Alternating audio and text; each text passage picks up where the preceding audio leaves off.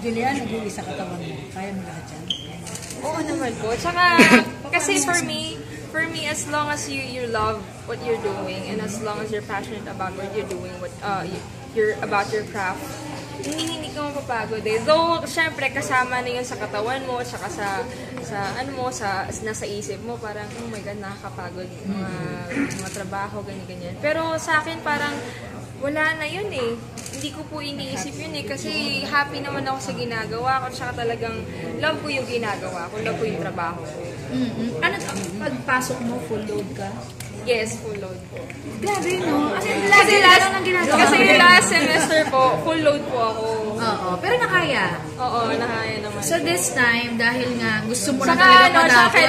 kailangan mataas pa yung grades. Kasi last semester, nag-dean's list ako. So, sabi ko, masarap sa feeling. Tsaka syempre, parang alam mo yun, tawag dito, sa mga magulang mo, masarap yung feeling na babalita mo sa kanila na, Mami, ganito ako, ganyan. Okay naman ako sa school. Tsaka kaya ko talagang pagsabihin. So parang